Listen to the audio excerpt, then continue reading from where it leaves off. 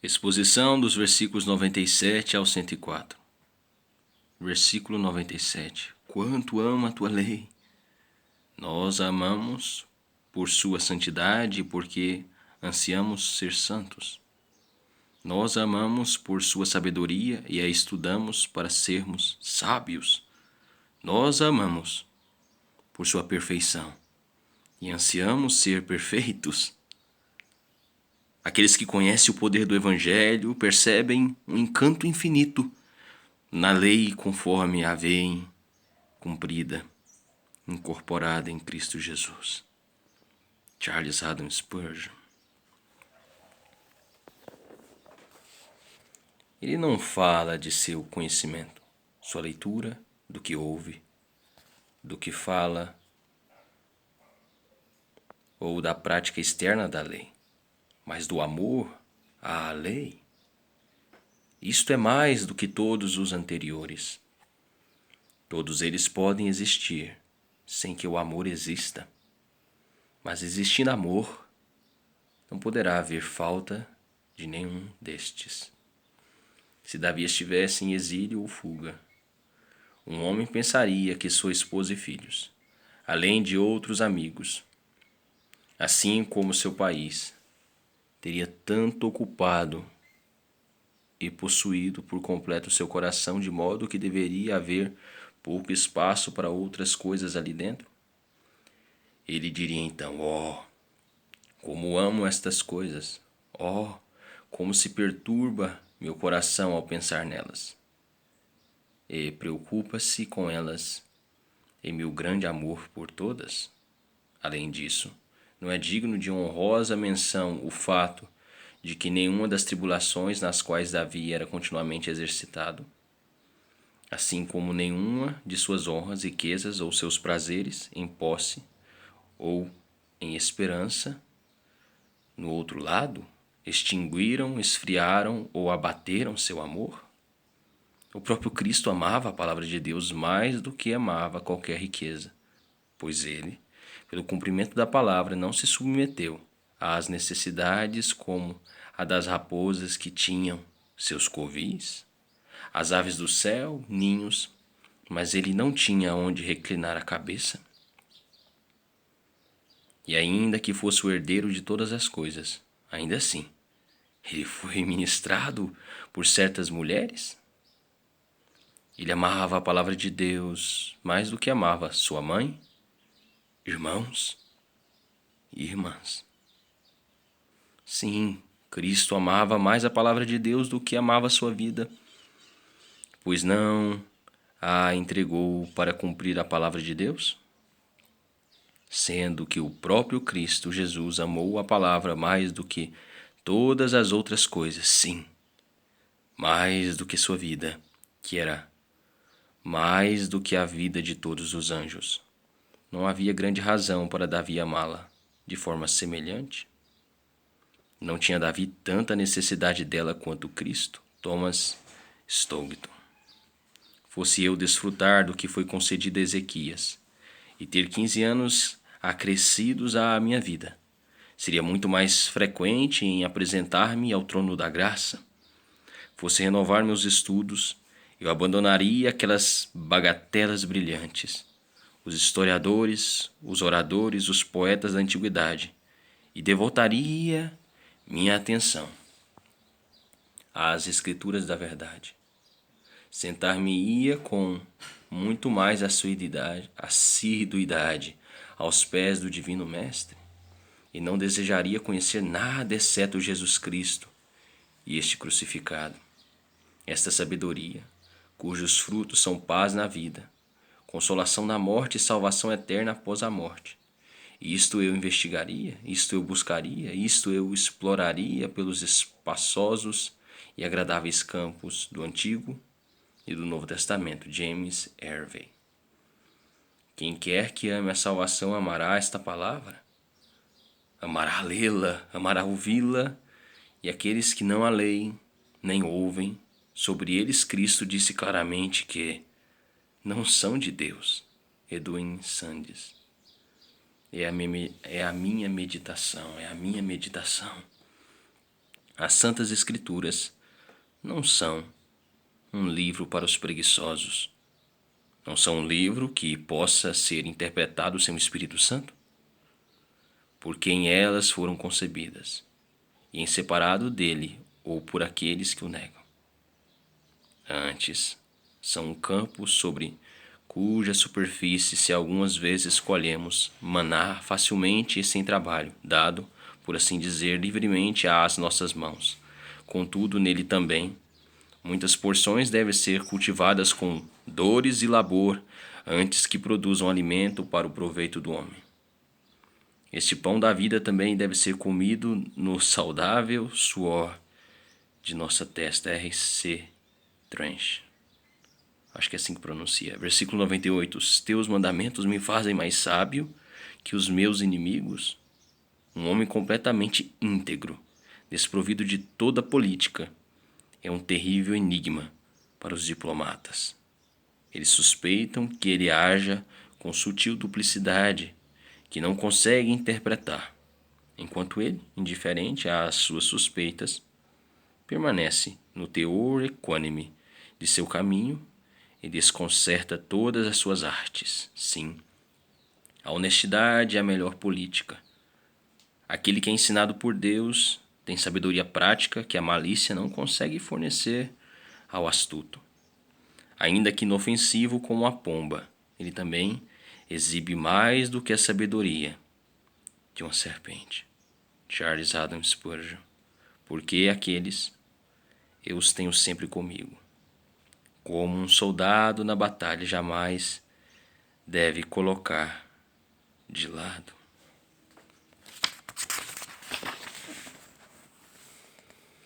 Seu escudo, assim nós jamais devemos tirar a palavra de Deus de nossas mentes. Ela deve sempre estar conosco, Charles Adam Spurgeon. Um bom homem, aonde quer que for, carrega sua Bíblia consigo, se não em suas mãos, em sua cabeça e em seu coração. Um bom homem, aonde quer que for, carrega sua Bíblia consigo, se não em suas mãos, em sua cabeça e em seu coração. Matthew Henry. Versículo 99. Compreendo mais do que todos os meus mestres. Até mesmo onde o pregador é piedoso, ele mesmo participante dessa graça, da qual é embaixador a outros. Ocorre frequentemente que maior medida de luz e graça é comunicada por seu ministério a outro homem, do que é dada a ele próprio. Como Agostinho, primeiramente iluminado e convertido por Ambrósio, superou largamente, tanto em conhecimento, a graça espiritual, aquele que o ensinou. E nisto Deus mostra maravilhosamente sua glória e, sendo quem for o instrumento, é ele o dispensador de luz e glória, dando mais pelo instrumento do que o próprio instrumento tinha. E isto, para um mestre piedoso, está tão distante de ser uma questão de pesar, pois antes é questão de glória. W.M. Cooper. Versículo 100. Sou mais prudente, porque guardo Almeida Revista e Corrigida. É a observação de São Gregório sobre os dois discípulos.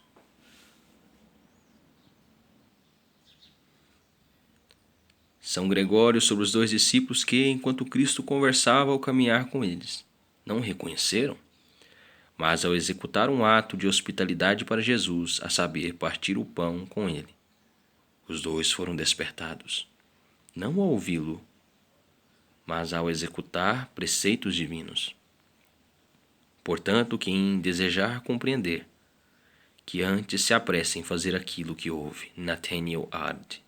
Versículo 101. Desvie os pés para guardar a tua palavra.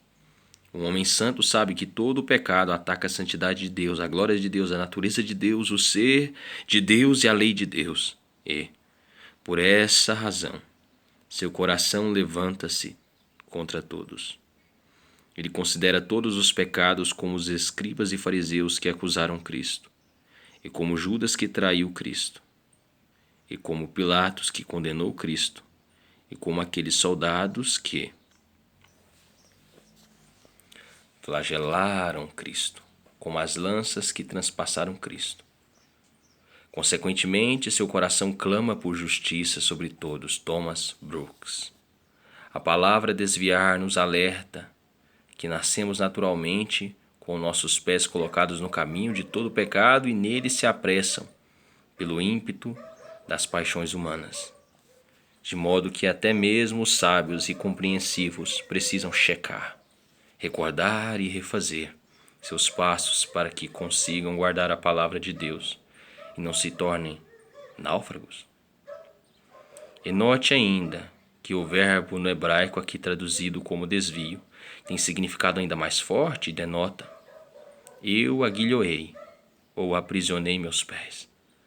Por meio do que podemos aprender que não há resistência da luz que seja suficiente para impedi-los de nos desviar. Angélios e Genebrados em Nile Nitindale. Versículo 102. Não me aparto dos teus juízos, pois tu me ensinas. Aquele que é cuidadoso para não se desviar 1 centímetro sequer, não sairá da estrada. Aquele que nunca toca o cálice inebriante, nunca ficará bêbado. Aquele que nunca pronuncia uma palavra fútil, nunca será profano. Começando a afastar-nos, um pouco que seja, jamais poderemos afirmar onde acabaremos. Começando a afastar-nos um pouco que seja, jamais poderemos afirmar onde acabaremos. Charles Adam Spurgeon. Versículo 103. Mais que o mel à minha boca. Quando o salmista se alimentava da palavra, a considerava doce, mas quando dava testemunho dela, era ainda mais doce. Como será sábio de nossa parte guardar a palavra em nosso palato pela meditação e em nossa língua pela confissão. Deve ser doce a nosso paladar o pensar nela, ou não será doce em nossa boca quando dela falarmos? Charles Adam Spurgeon. Versículo 104. Por isso, detesto todo o caminho da falsidade. Corações verdadeiros não são indiferentes à falsidade. Sua indignação é crescente, pois como amam a verdade, assim odeiam a mentira. Os santos têm um terror generalizado de tudo que é inverdade. Eles não toleram falsidade ou insensatez. Colocam seus rostos contra todo erro de doutrina ou perversidade de vida. Aquele que é amante de um pecado está em associação com todo o exército de pecados. Nós não devemos dar trégua ou negociar com nenhum sequer desses amalequitas, pois o Senhor guerreou com eles, geração após geração, e assim devemos nós. Bem fazemos em ser bons ou odientos. E o que seria isto? Odientos que não guardam ódio de seres viventes, mas de todo o caminho de falsidade. O caminho da vontade própria, da justiça própria, do mundanismo, do orgulho, da incredulidade e da hipocrisia. Todos estes são caminhos de falsidade. Portanto, não apenas devem ser combatidos, mas abominados. Charles Spurgeon. Um homem piedoso não apenas faz o que é bom, mas se deleita, tem prazer em fazê-lo. Sua alma se entrega por completo a isto. Ele faz aquilo que sabe fazer melhor. Nada lhe vem mais adequadamente do que as questões de seu dever. Ele ama executá-lo. Sim, ele ama, mesmo quando não tem condição de executá-lo. Joseph Carey. A não exceção, neste caso, é um sinal claro de sinceridade. Herodes cospe alguns pecados enquanto mastiga outros com doces bocados em sua boca. Um hipócrita sempre deixa alguns ovos no ninho sobre os quais o diabo pode sentar, ainda que carregue muitos consigo. Alguns homens optam por não adquirir certos bens porque não aceitam o preço imposto, mas dispensarão a mesma quantia de dinheiro em outros. Assim, hipócritas abstêm-se de alguns pecados. Sim, se desagradam deles, porque não podem tê-los sem desgraça ou doença ou até alguma outra desvantagem, mas demonstram o mesmo amor por outros pecados que são mais adequados aos seus planos. Alguns afirmam que o que o mar perde em um local ganha em outro. Então, o terreno que a corrupção do não convertido perde em uma direção ganha em outra.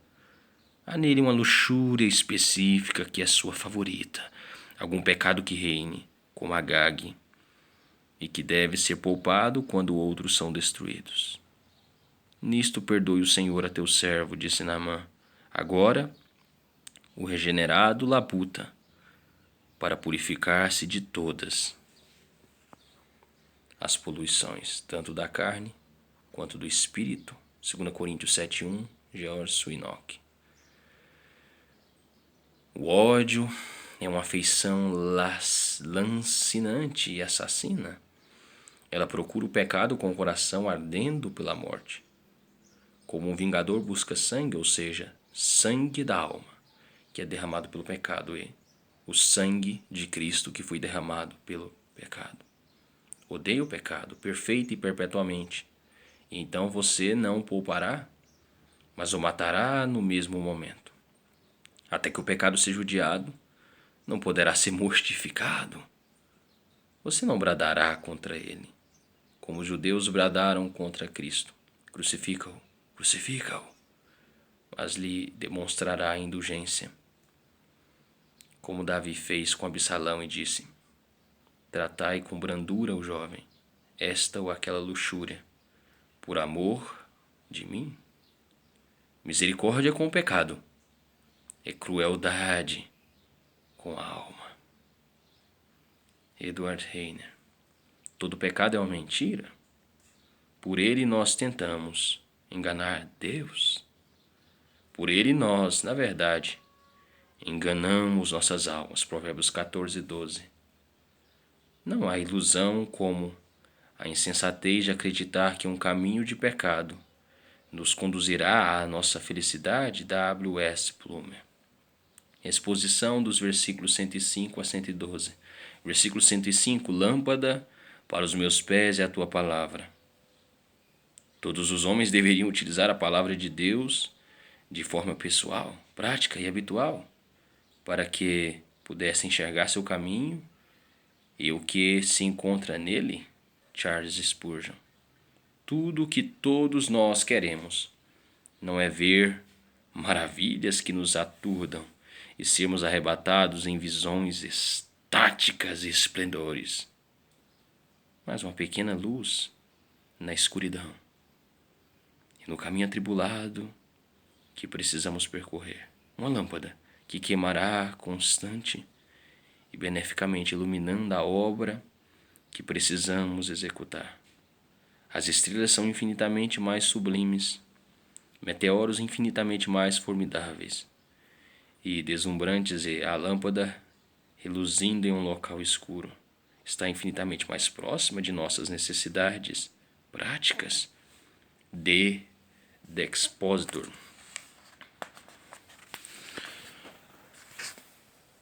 Adentrando 4 quilômetros em uma vizinhança onde muitos poucos sabiam ler, para investir uma noite de leitura para um grupo que se reunia para ouvir, e prestes a retornar por um caminho estreito em meio à floresta onde os caminhos divergiam, foi-me fornecida uma tocha de madeira leve ou pinheiro. Contestei, era pequena demais, pesava menos de meio quilo. Iluminará seu caminho para casa, disse meu anfitrião. Argumentei. O vento pode apagá-la? Ele reafirmou. Iluminará seu caminho para casa. Mas e se chover? Contestei novamente, mas ele insistiu. Iluminará seu caminho para casa. Em oposição aos meus medos, a tocha forneceu luz abundante em meu caminho até minha casa. Provendo uma ilustração adequada, penso, do modo como corações duvidosos seriam guiados em segurança por todo o caminho estreito. Caso tomassem a Bíblia como seu guia, ela seria lâmpada para os seus pés, guiando-os para o lar celestial. Certo homem tinha 5 objeções à Bíblia, mas se a tomasse como lâmpada para seus pés, ela iluminaria seu caminho para casa. Outro me disse que encontrara 2 falhas na Bíblia, e eu lhe respondi nas palavras de meu bom amigo que me proveu a tocha: iluminará seu caminho para casa. The American Messenger. Tudo depende do modo como utilizamos a lâmpada. Um homem conta que quando menino se orgulhava de carregar a lanterna para seu professor na escola, da escola sabatina. O caminho até a escola passava por ruas escuras e lamacentas. O menino segurava a lanterna muito elevada e ambos afundavam profundamente na lama. Ah, você precisa segurar a lâmpada um pouco mais baixo? O professor exclamava conforme ganhavam solo firme no lado mais distante do lamaçal. O professor então explicou belamente nosso texto, e o homem declara jamais ter esquecido a lição daquela noite. Você pode facilmente segurar a lâmpada elevando-a demais, mas dificilmente chegará a um ponto em que esteja baixa demais. James Wells, versículo 106. Jurei e confirmei o juramento. Jurei e confirmei o juramento. Renove com frequência as resoluções estabelecidas e santas. Um soldado sem determinação para lutar pode facilmente ser derrotado. A coragem verdadeira e aguçada pisoteia essas dificuldades que triunfariam contra um espírito frio e vacilante. A determinação em um homem fraco executará mais do que a força em um covarde. Stephen Charnock. Teodorico, a ser bispo de Colônia, quando o imperador Sigismund exigiu que ele lhe dissesse qual era o modo mais direto e compendioso caminho para obter a verdadeira felicidade, respondeu-lhe brevemente o seguinte: execute quando estiver bem aquilo que prometeu quando estava enfermo. Davi assim o fez. Ele fez votos durante a guerra e os cumpriu durante a paz. E assim deveria todos os bons homens fazer? Não como o demônio ardiloso sobre quem o epigramatista escreveu. O diabo, estando adoentado, um monge desejava ser. O diabo, estando recuperado, um monge deixou de ser. Nem como tantos hoje em dia, que se a mão de Deus pesa sobre eles, que promessas, que compromissos são feitos para se corrigir a vida.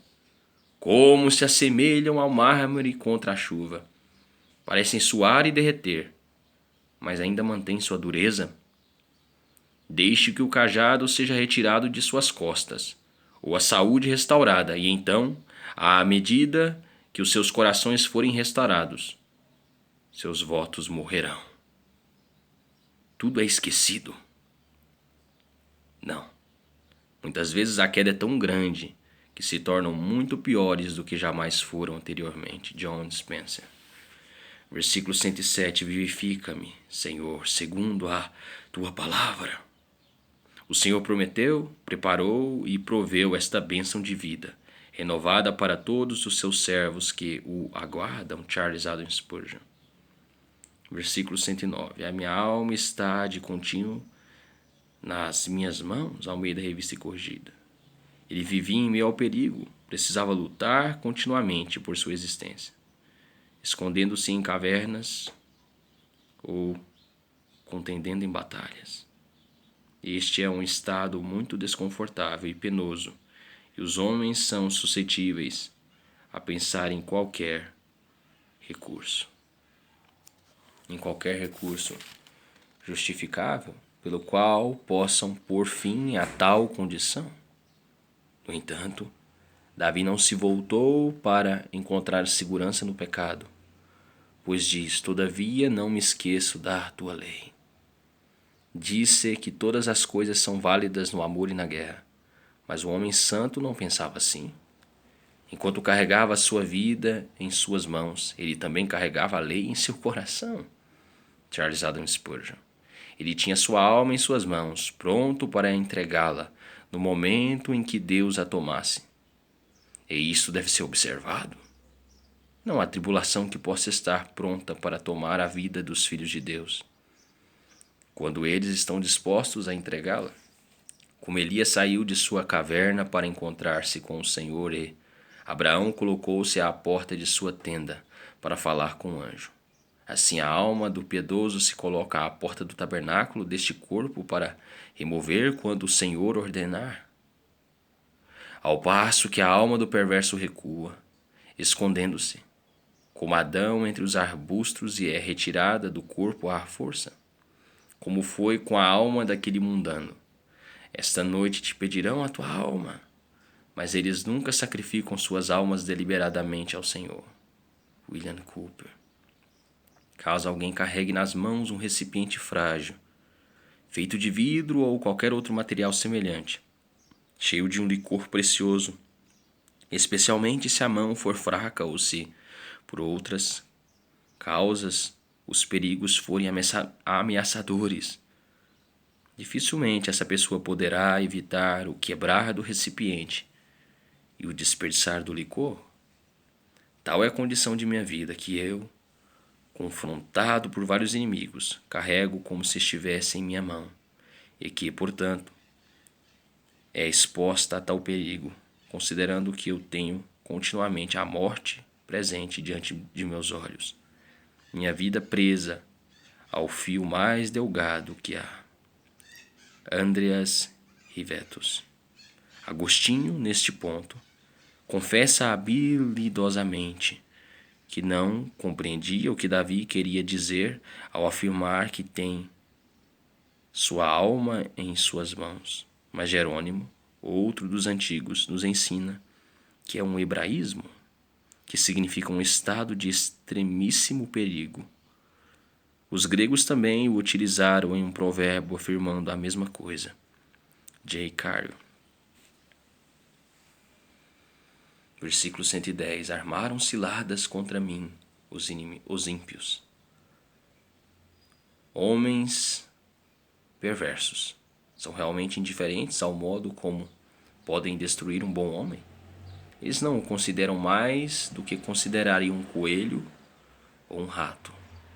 Astúcia e deslealdade são sempre aliados da malícia, e tudo que for semelhante a um sentimento generoso e cavalheiresco é desconhecido entre os desprovidos da graça, que tratam os piedosos como se fossem vermes a serem exterminados.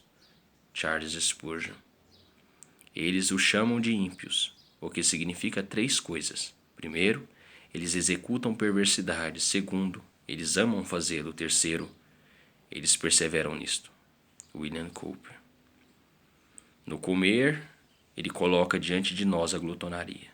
No amor, impele a luxúria. No trabalho, a amorosidade. No conversar, a inveja. No governar, a ganância. No corrigir, a ira. Na honra, o orgulho. No coração, coloca pensamentos maus. Na boca, palavras más. Nas ações, obras más. Quando acordados, ele nos move às más ações.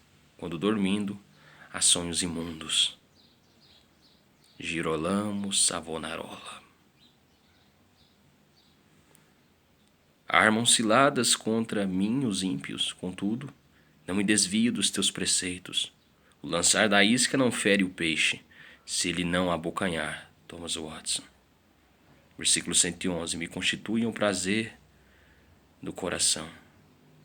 Ele não disse que os testemunhos de Deus trazem alegria, mas que são alegria. Não há outra alegria exceto o deleite na lei do Senhor.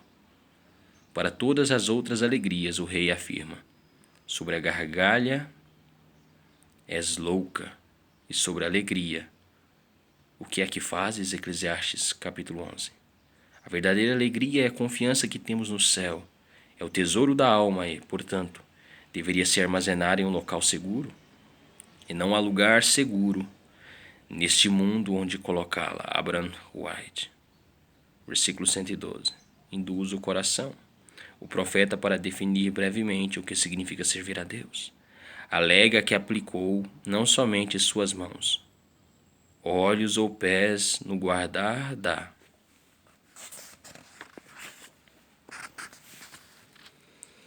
Lei, mas que Calvino começou com a afeição do coração. João Calvino. Até o fim, nossa vida na terra é uma corrida. Em vão ele começa a correr velozmente, se desfalece e se entrega antes de chegar ao fim. E isto significava, diz Gregório, durante o tempo da lei, quando a cauda do animal era sacrificada, com o restante, a perseverança coroa tudo. Bom é termos começado bem, lutemos também para perseverar até o fim. William Cooper.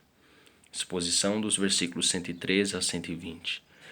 Versículo 113. Odeio os pensamentos vãos, mas amo a tua lei, Almeida Corrigida, Revista e Fiel. O oposto da lei de Deus determinada e infalível é a opinião dos homens. Hesitante e variável, Davi tinha desprezo intenso e repúdio por isto. Toda sua reverência e consideração era para certa palavra de testemunho. Proporcional a este amor, a lei era seu ódio pelas invenções dos homens. Os pensamentos dos homens são vaidade, mas os pensamentos de Deus são verdade. Ouvimos muito nestes dias sobre os homens do pensar, pregadores ponderados e o pensamento moderno. O que é isto senão um antigo orgulho do coração humano? Homens vãos desejam ser sábios. O salmista não se gloriava em seus pensamentos. E o que era chamado de pensamento? Em seus dias era algo que ele detestava.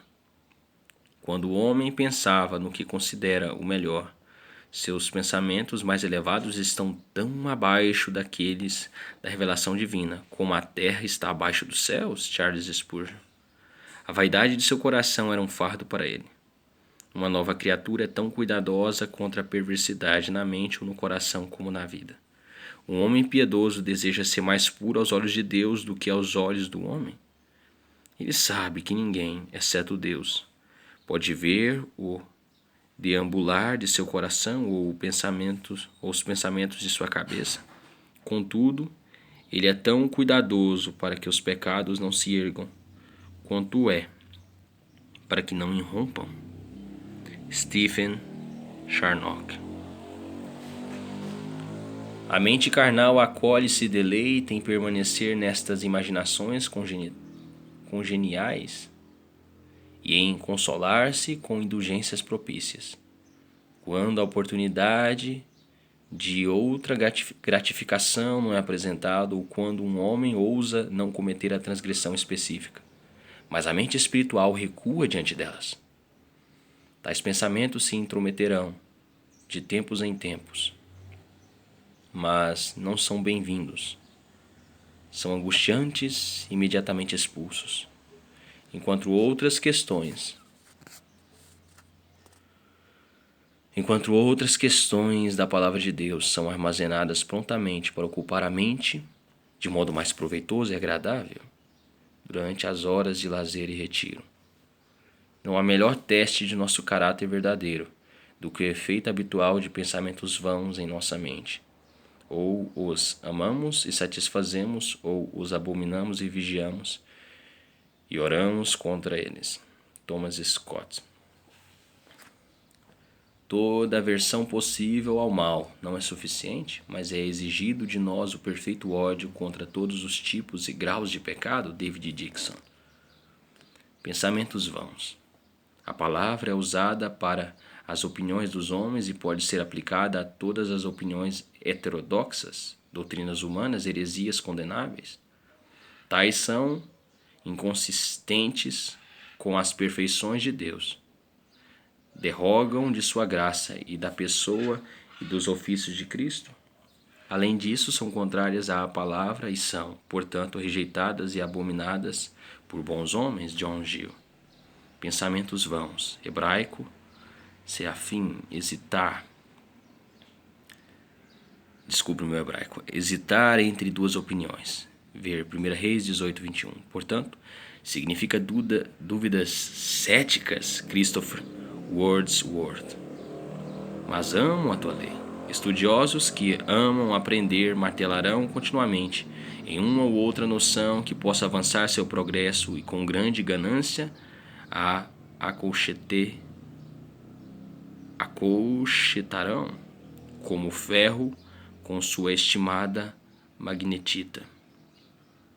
Aquele que é alado com amor divino por Cristo terá frequentes vislumbres dele, voará em direção ao Senhor, iniciará suas atividades terrenas, muitas vezes fazendo uma visita a ele por dia. Amor, o amor, exatamente no agir, é uma graça temperante, ele aumenta o nosso deleite em Deus, em parte por contemplar sua amabilidade, que fica clara para nós no próprio ato de amar, e em parte pelas recompensas que ele dá ao comportamento de suas criaturas. Ambos serão prevenção para o coração. Não entretenha tais companheiros libertinos. Para que o coração não entretenha tais companheiros libertinos. Como os pensamentos maus de Stephen Charnock. Note que ele não diz ser livre de pensamentos vãos, mas que os odeia.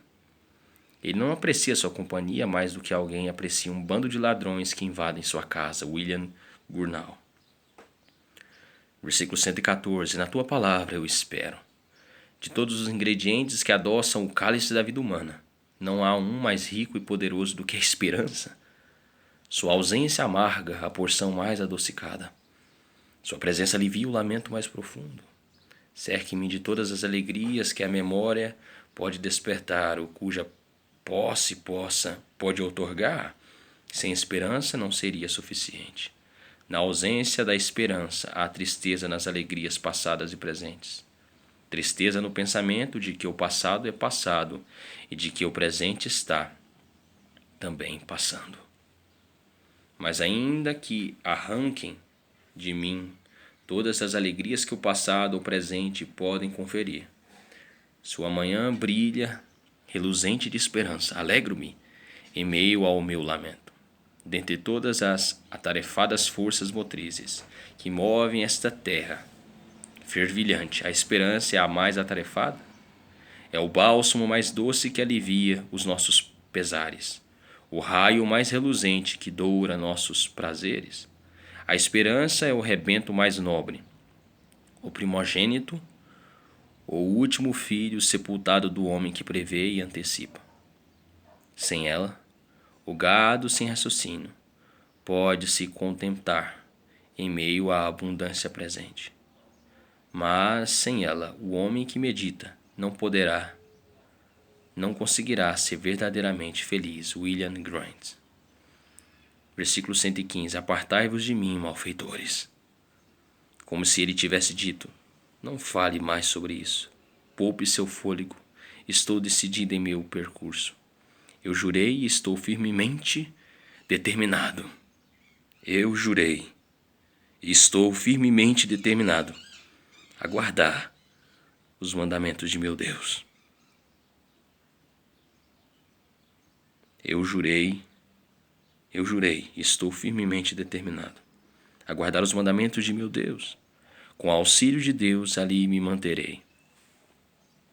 E nem mesmo o mundo todo, unido, me arrancará dali. Robert Sanderson. É algo difícil, até mesmo quando se trata de um milagre, guardar os mandamentos de Deus e manter más companhias ao mesmo tempo. Portanto, quando Davi desejou casar-se com os mandamentos de Deus, amá-los e viver com eles, nas piores e melhores condições, todos os seus dias, ele foi forçado a entregar o divórcio aos companheiros perversos, sabendo que de outra forma a união com os mandamentos jamais ocorreria. George Swinock. Versículo 116. Não permitas que a minha esperança me envergonhe. Podemos nos envergonhar de nossos pensamentos, nossas palavras e nossas ações, pois brotam de nós, mas jamais devemos nos envergonhar de nossa esperança, pois ela brota do Senhor, nosso Deus. Tal é a fragilidade de nossa natureza, a menos que sejamos continuamente sustentados pela graça. Cairemos tão horrivelmente a ponto de nos envergonharmos de nós mesmos e de todas essas gloriosas esperanças, que são agora a coroa e a glória de nossa vida. O homem de Deus havia pronunciado a resolução mais positiva, mas sentia que não podia confiar em sua solene determinação. Por isso as orações. Não é errado fazer resoluções, mas será inútil fazê-las, a não ser que as salguemos bem com os clamores de fé a Deus. Davi pretendia guardar a lei do Senhor, mas precisava primeiro que o Senhor da lei o guardasse. Charles Spurgeon, versículo 117, sustenta-me. 3 coisas amedrontavam Davi. Primeiro, a grande tentação exterior, pois de todos os ares sopra o vento da tentação sobre um cristão. Segundo, a grande corrupção interior. Terceiro, exemplos de outros homens dignos que haviam caído antes dele e estão escritos para nós. Não que devêssemos aprender a cair, mas a temer para que não caiamos. Estes 3 deveriam sempre nos manter humildes, conforme o alerta.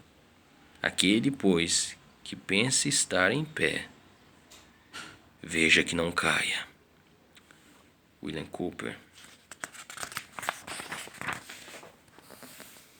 Sustenta-me, acima da pequenez da qual por tanto tempo tenho vivido, acima das ciladas que, com tanta frequência, me apanham, acima das pedras de tropeço, sobre as quais muitas vezes caí, acima do mundo, acima de mim mesmo, mais alto do que jamais alcancei até aqui, acima do nível de minha própria mortalidade, digno do Senhor, digno do sangue com que fui comprado,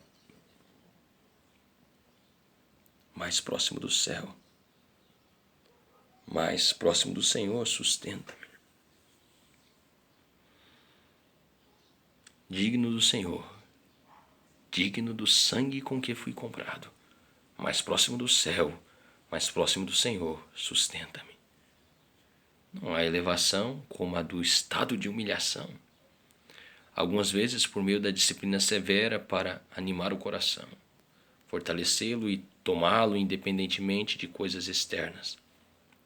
Algumas vezes por meio da dura aflição, que é o envolver de sua mão, para que ele possa segurá-lo mais firmemente. Algumas vezes fazendo seu coração pensar exatamente aquilo que você precisa. Fazer exatamente a oração que ele naquele momento pretende conceder.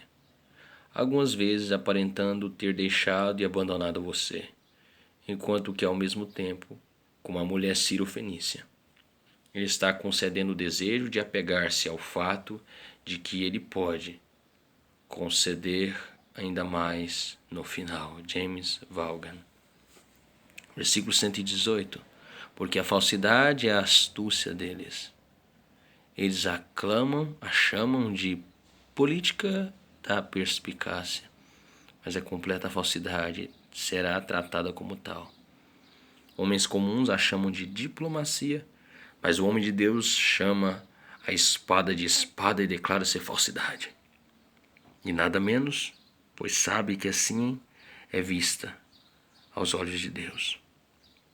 Homens que se desviam da estrada correta inventam belas desculpas, com as quais possam enganar a si mesmos e a outros, e assim silenciam suas consciências e mantêm seus créditos. Mas a sua máscara de falsidade é transparente demais. Deus pisoteia as falsidades.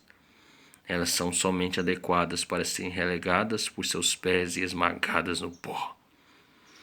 Quão horrorizados devem ficar aqueles que gastaram a vida toda urdindo uma religião confeitada e então a veem totalmente esmagada por Deus, como um simulacro que ele não pôde suportar. Charles Adam Spurgeon.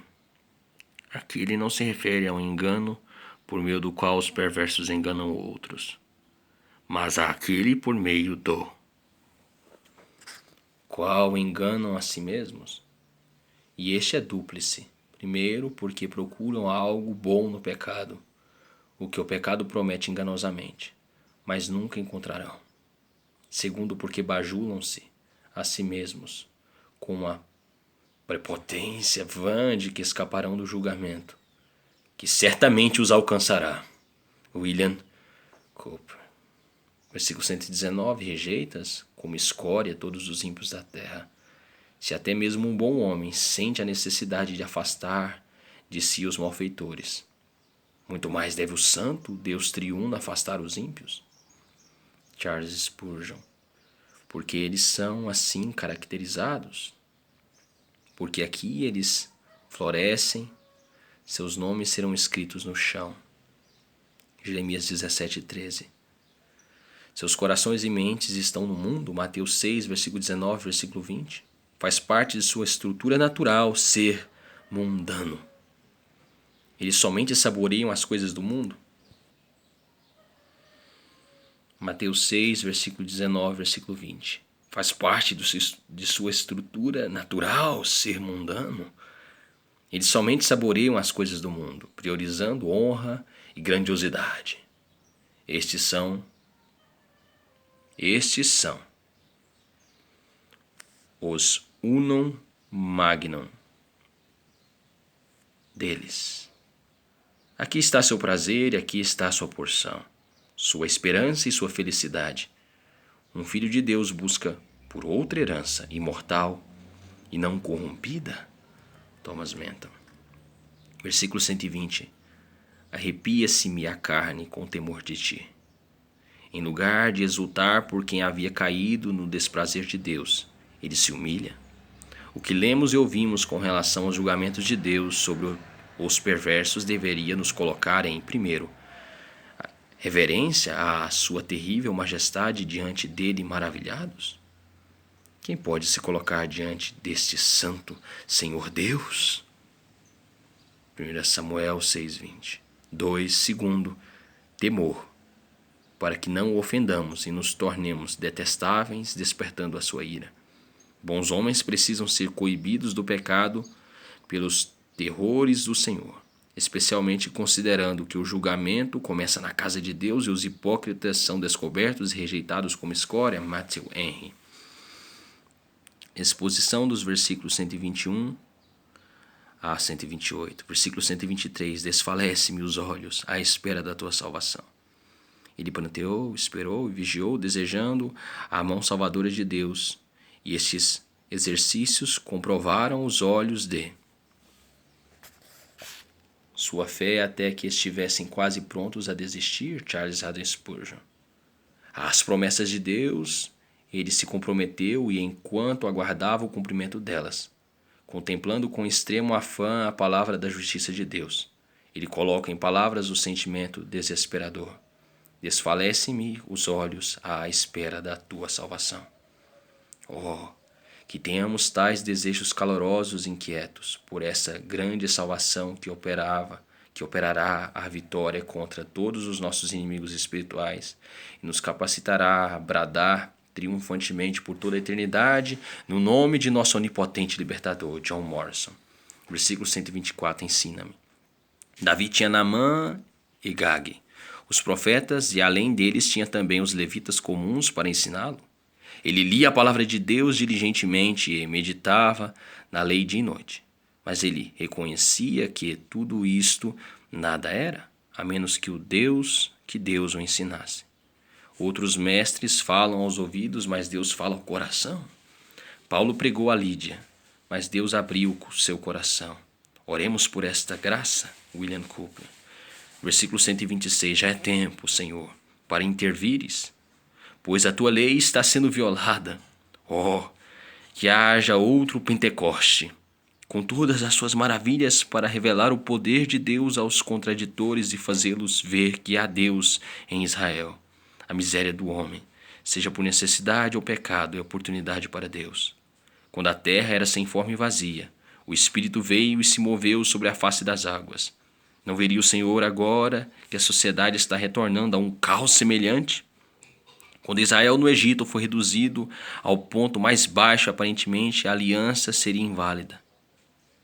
Moisés surgiu e realizou magníficos milagres. Então, da mesma forma, quando a igreja do Senhor for pisoteada e sua mensagem ridicularizada, podemos esperar ver a mão do Senhor estendida para o avivamento da religião, a defesa da verdade e a glorificação do nome divino. Charles Haddon Spurgeon.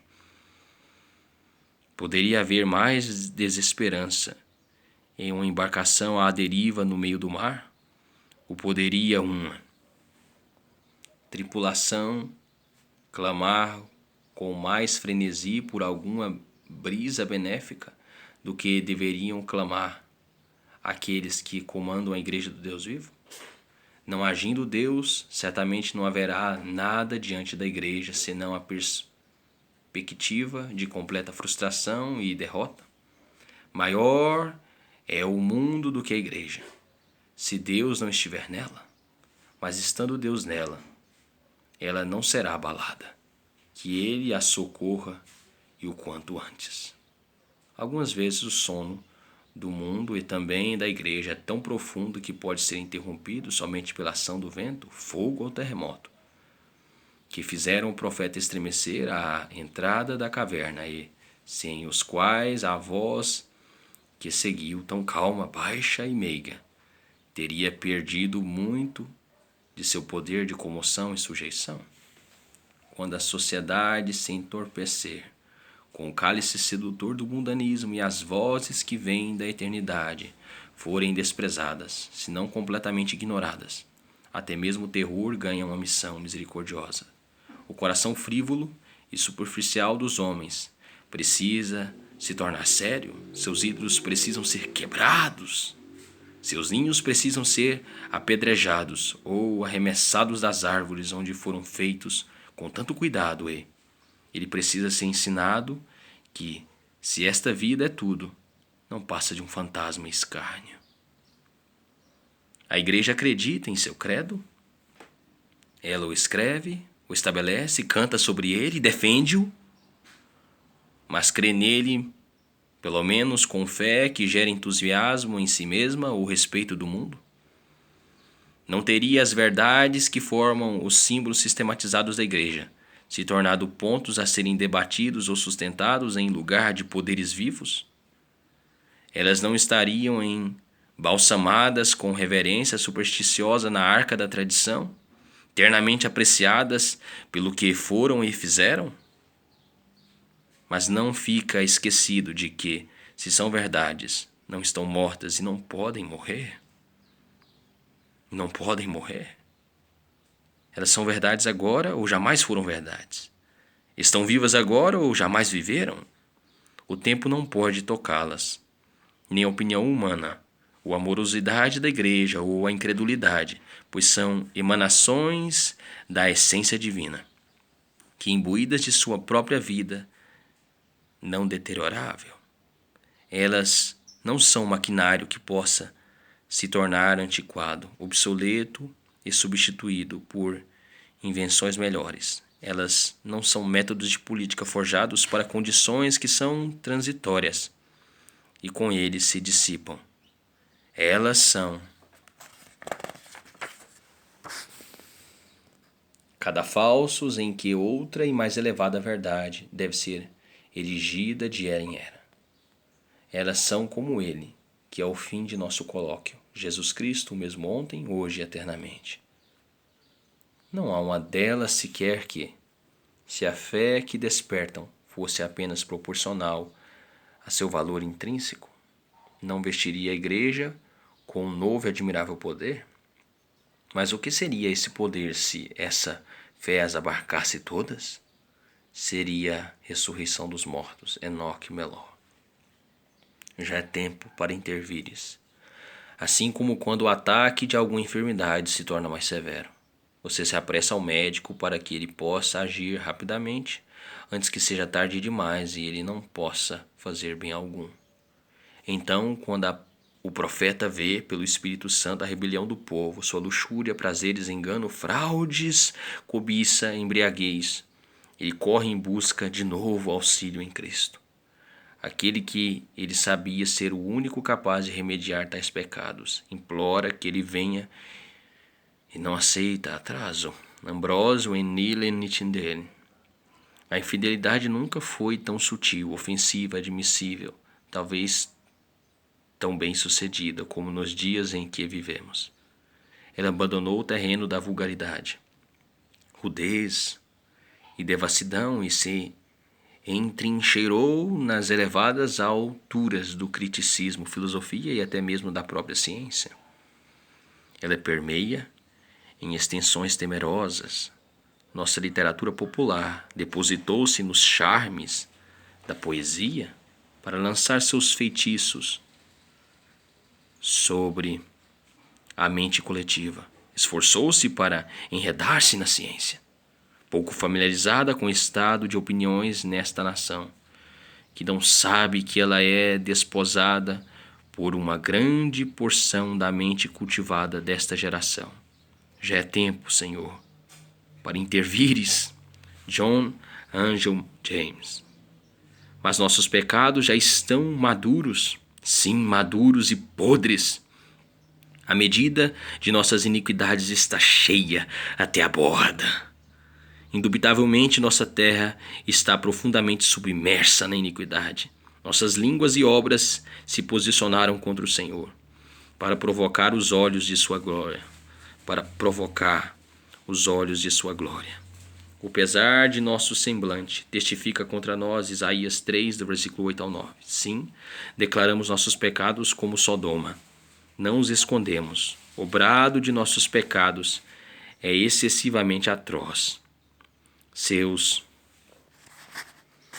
clamores transpassam os céus e com alta voz rugem, dizendo: até quando, ó soberano Senhor, santo e verdadeiro? Até quando esperaremos para que o Senhor venha vingar-se de nação tal como esta? Apocalipse 6:10, Jeremias 9:9, George Webb. Já é tempo, Senhor. Alguns o leem e o original apresenta da seguinte forma: já é tempo de trabalhar para o Senhor. É tempo de todos em seus lugares se colocarem ao lado do Senhor contra o ameaçador crescimento da profanidade e imoralidade. Devemos fazer o que podemos para suportar os interesses em declínio da religião e devemos, afinal de contas, implorar a Deus que tome o trabalho em suas mãos. Matthew Henry. Tudo aperfeiçoa um santo. Não somente ordenanças, palavras, sacramentos, a associação santa, mas até mesmo os pecadores e seu próprio ato de pecar. Até mesmo isso faz surgir sua graça em ação sobre o lamento piedoso e de coração quebrantado.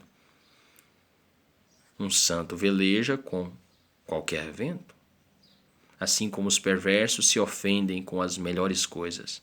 Os piedosos são aperfeiçoados pelas piores, porque eles têm quebrantado a tua lei. Por isso amo os teus mandamentos. Quanto mais a santidade pertence ao piedoso, tanto mais o mundo a despreza. Os santos mais eminentes foram aqueles da casa de César Nero, Filipenses 4:22. Aqueles que guardaram o nome de Deus foram os que viveram onde estava o trono de Satanás. Apocalipse 2:13. O zelo por Deus ganha força com a oposição, e assim o piedoso muito labuta para dar glória ao Deus da restauração. W.M. Jenkin. Versículo 127. Por isso amo os teus mandamentos mais do que o ouro, e ainda mais do que o ouro refinado. A imagem aqui empregada traz diante de nós o retrato do avarento. Seu coração e seu tesouro estão em seu ouro. Com que deleite ele o estima, com que vigilância o aguarda, escondendo-o em tutela segura, para que não seja despojado daquilo que lhe é mais caro que a vida. Assim deveriam ser os cristãos avarentos espirituais, considerando que seu tesouro é mais do que o ouro refinado, e escondendo-se em seu coração, em lugar seguro onde o grande despojador não poderá alcançá-lo. Ó cristãos, quanto mais é uma porção para vocês do que o ouro do avarento. Esconda-a, vigia, conserve-a. Você não precisa temer a ganância em questões espirituais. Antes, cobice seriamente, desejando ampliar seu armazenamento e vivendo por ela. E nela, sua porção crescerá em envergadura e se tornará mais preciosa em valor. Charles Bridges. Versículo 128. Por isso, tenho por em tudo retos os teus preceitos todos. Os tudo e todos utilizados neste versículo, não diferentemente dos que há em Ezequiel 44:30, demonstram a integridade e universalidade da sua obediência. Tudo não passa de uma pequena palavra, mas de grande extensão. John Trapp. O homem íntegro ajusta todas as suas ações conforme uma regra justa. A ponderação carnal não pode induzi-lo. A prática corrompida não o faz oscilar, mas a sagrada palavra de Deus o dirige a right. E aborreço todo caminho de falsidade. O amor à verdade gerou o ódio à falsidade. Esse homem piedoso não era indiferente a nada. Porém, aquilo que ele não amava, ele odiava. Ele não era mais um na multidão. Ele era alguém que muito amava ou muito odiava. Mas não foi jamais alguém que titubeava. Ele sabia o que sentia ou eu expressava. Não era um galho que não se importava com nenhuma destas coisas. Sua repulsa era tão sem reservas quanto a sua afeição. Ele não tinha uma boa palavra para nenhuma das práticas que não carregassem a luz da verdade. O fato de que tão grandes multidões seguem a larga estrada não tinha influência sobre este santo homem, exceto por deixá-lo mais determinado e evitar toda a forma de erro e pecado. Que o Espírito Santo assim governe nossos corações para que nossas afeições estejam na mesma condição resoluta com relação aos preceitos de Deus. Charles Haddon Spurgeon. O melhor teste para nosso amor a Deus e a sua palavra é o seu oposto, ódio ao pecado e à impiedade. Vós que amais o Senhor, detestai o mal. Aquele que ama uma árvore odeia o verme que a consome. Aquele que ama uma vestimenta odeia a traça que a devora. Aquele que ama a vida abomina a morte. E aquele que ama o Senhor odeia tudo o que o ofende. Que os homens prestem atenção nisto. Os homens que são apaixonados por seus pecados, como poderia o amor de Deus estar neles? William Cooper. O ser que ama o bem com intensidade infinita deve odiar o mal com a mesma intensidade. Longe de ser algum tipo de incompatibilidade entre este amor e este ódio. Eles são, na verdade, complementos um do outro, pelos opostos da mesma emoção moral. John W. Halley. Ocorrendo que Satanás ganhe controle sobre você por um pecado que seja, não será apenas este suficiente para carregar você à condenação? Como o açougueiro que carrega o animal ao matadouro, certas vezes pelas 4 patas e outras vezes apenas por uma. Da mesma forma o faz Satanás, ainda que você não seja escravo de todos os pecados, sendo escravo apenas de um. O controle que ele tem sobre você, por esta única afeição pecaminosa, é suficiente para aprisioná-lo. William Cooper. Exposição dos versículos 129 a 136. Todos os versículos desta seção começam com a 7ª letra do alfabeto hebraico, mas cada versículo com uma palavra diferente. W.S. Plumer. A 7ª letra é a letra P. Esta seção é preciosa, prática, proveitosa, poderosa, peculiarmente poderosa. Charles Spurgeon. Versículo 129. Admiráveis são os teus testemunhos. Jesus, a palavra eterna, é chamado de admirável e todas as palavras de Deus pronunciadas são admiráveis em sua extensão. Aqueles que as conhecem melhor mais se maravilham com elas. Enquanto temos estes santos escritos, não desperdicemos nosso tempo empregando mal nossos pensamentos e prostituindo nossa admiração, entregando-nos apaixonadamente aos desatinos humanos.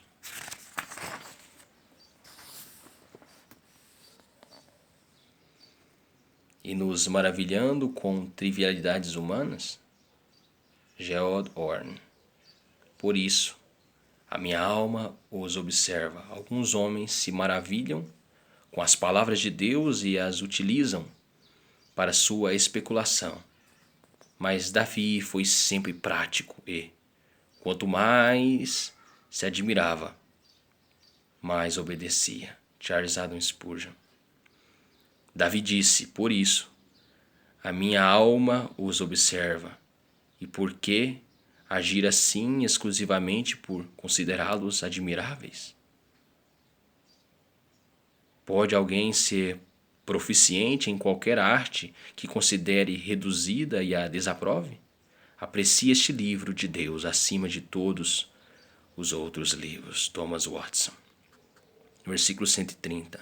A exposição das tuas palavras dá luz. Almeida Revista e Corrigida. Oh, que suas palavras, como os raios do sol, possam entrar pela janela do meu entendimento e dissipar a escuridão em minha mente. Charles Haddon Spurgeon. Um professor de Göttingen, acho que é alemão isso, não sei pronunciar, abre uma grande Bíblia para ver se tem visão suficiente para lê-la e acaba pousando na passagem. Guiarei os cegos por um caminho que não conhecem. E ao lê-la, os olhos de seu entendimento são iluminados. O soldado de Cromwell abre sua Bíblia para verificar em que profundidade a bala do mosquete penetrou e encontra o versículo. Alegra-te, jovem, na tua juventude, recreie-se o teu coração nos dias da tua mocidade. Anda pelos caminhos que satisfazem ao teu coração e agradam aos teus olhos. Sabe, porém, que de todas estas coisas Deus te pedirá contas. E em uma brincadeira, um soldado de Kent abre a Bíblia que sua mãe, de coração partido, lhe enviara, e a primeira sentença que surge é o texto tão familiar em seus dias de menino: vinde a mim, todos que estáis cansados e sobrecarregados. E o exausto libertino refugiou-se no descanso em Jesus Cristo. James Hamilton. Dá entendimento aos simples. Não há ninguém tão esclarecido que Deus não possa cegar, ninguém tão cego e ignorante cuja mente e coração ele não possa abrir. Ele que, por sua incubação nas águas durante a criação, elaborou essa grosseira massa, gerando a bela forma que vemos agora. Do escuro caos fez os gloriosos céus e os adornou com tantas estrelas orientais. Pode mover-se na escura alma e a iluminar ainda que seja isenta de conhecimento, como a noite no primeiro dia do mundo era isenta de luz. O tutor escolar algumas vezes envia a criança para casa e sugere a seu pai que a coloque em outro ofício, por não conseguir, com toda a sua arte, fazer dela um erudito.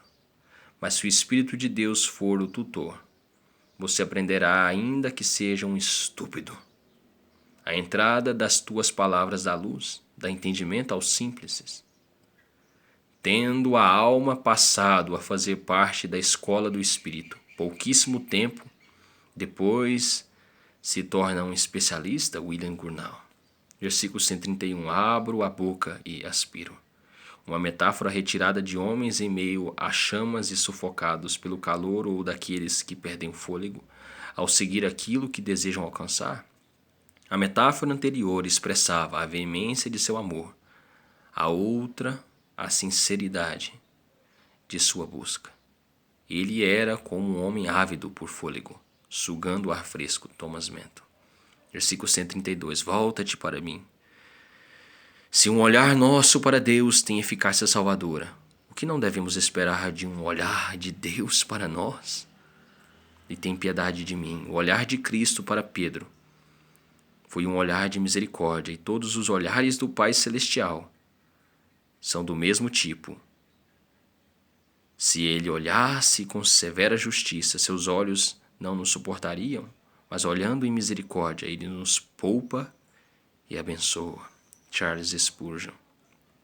Olha para mim como para o choro para o choroso Pedro e ser misericordioso comigo, como foste com ele, que tanto amou o teu nome a ponto de pôr sua confissão tripla de amor, lavar por completo sua tríplice negação, dizendo: Senhor, tu sabes que eu te amo. Volta-te para mim, como para uma mulher pecadora, penitente e chorosa, e ser misericordioso comigo, não conforme o julgamento do fariseu que resmungava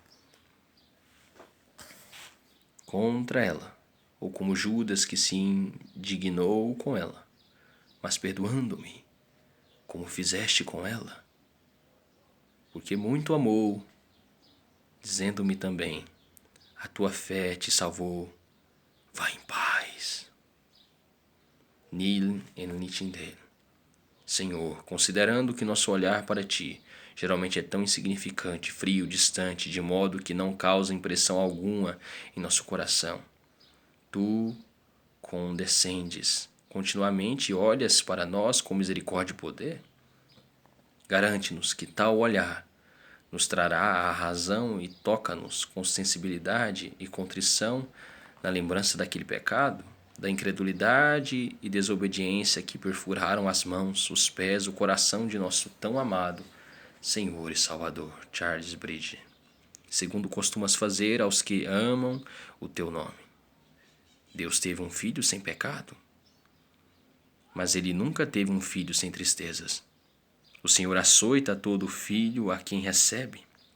Sim, diz o suplicante anterior a nós, garante-me a porção eterna pertencente a eles e me disponho a beber do cálice que eles beberam e a ser batizado com o batismo com que foram batizados. Não desejo um novo caminho ou atalho até a glória. Estou satisfeito em manter-me na estrada do Rei. Tem piedade de mim, segundo costumas fazer aos que amam teu nome. Nada mais peço. WMJ. Versículo 133. Firma os meus passos na tua palavra. Está escrito sobre Boleslau, um dos reis da Polônia, que ele carregava consigo o retrato de seu pai e quando deveria executar alguma grande obra ou estabelecer algum plano extraordinário, ele olhava para o retrato e orava para que não fizesse nada indigno do nome de um pai como este. Assim a Escritura são a representação da vontade de Deus. Nelas estão a própria vida. Antes que o homem faça parte ou se comprometa com qualquer transação que seja, que ele olhe para elas e ali leia o que deve ser feito, o que deve ser desfeito e aquilo que Deus comanda seja então feito. O que ele proíbe que seja desfeito, que o equilíbrio do santuário regule tudo, os oráculos de Deus decidam tudo, o regulamento da palavra de Deus seja o padrão de tudo e sua glória, a suprema de todas as pretensões, de coisas presentes e passadas. Diz Spencer. Meus passos, falando dos degraus do templo, Bunyan diz: estes degraus, sejam de cedro, ouro ou pedra, o que lhes incorporava adorno foi a perplexidade de uma rainha. Independentemente do material de que eram feitos, eles certamente sombra dos degraus que nos levarão, são sombra dos degraus que nos levarão até a casa de Deus e para dentro dela. Passos de Deus, Salmo 85, 13. Passos ordenados por Ele, Salmo 37, 23. Passos ordenados em Sua palavra, Salmo 119, versículo 133. Passos da fé, Romanos 4, 12. Passos do Espírito, 2 Coríntios 12, 18. Passos da verdade, terceira epístola de João, capítulo 4. Passos lavados em manteiga, Jó 29, 6. Almeida Revista e Corrigida. Passos dados diante ou na presença de Deus, passos impulsionados e delimitados por uma norma divina. Estes são, de fato, degraus. John Bunyan. e não me domine iniquidade alguma. E eu preferiria ser prisioneiro de um homem durante toda a minha vida do que ser escravo do pecado por um dia. Ele não diz, não me governe esta ou outra mão, mas não me domine o pecado. Bendito! Há esperança na condição de tal homem, contanto que assim seja. Michael Bruce. Versículo 134, livra-me da opressão do homem. É uma pena que um homem oprima outro. Os animais geralmente não devoram aqueles de sua espécie, mas frequentemente os inimigos de um homem são os de sua residência. Versículo 135. Faz-me resplandecer o rosto sobre o teu servo. Ó Deus, que é verdade, faz-me um com o Senhor na vida eterna. Faz-me um com o Senhor na vida eterna. Geralmente me canso de ler e de ouvir. Somente em ti está a soma de meu desejo. Que todos os mestres se silenciem, que toda a criação se silencie diante do Senhor, e somente o Senhor fale com a minha alma. Os teus ministros podem pronunciar as palavras, mas não podem transmitir o espírito. Eles podem entregar a imaginação com os charmes da eloquência, mas se tu estiveres em silêncio, eles não inflamarão o coração. Eles ministram a letra, mas tu abres o sentido, pronuncia o mistério, mas tu revelas seu significado. Eles indicam o caminho da vida, mas tu concedes força para nele caminhar. Eles regam, mas tu dás o crescimento. Portanto, faze-o, ó Senhor, meu Deus, verdade eterna, fala à minha alma, para que não seja aquecida externamente, mas não avivada internamente, e assim eu morra e seja considerado infrutífero. Fala, porque o teu servo ouve. Thomas A. Kempis. Versículo 136. Torrentes de água nascem dos meus olhos, porque os homens não guardam a tua lei. Seu pesar era tal que mal podia externá-lo. Suas lágrimas não eram meras gotas de tristeza, mas torrentes de ais.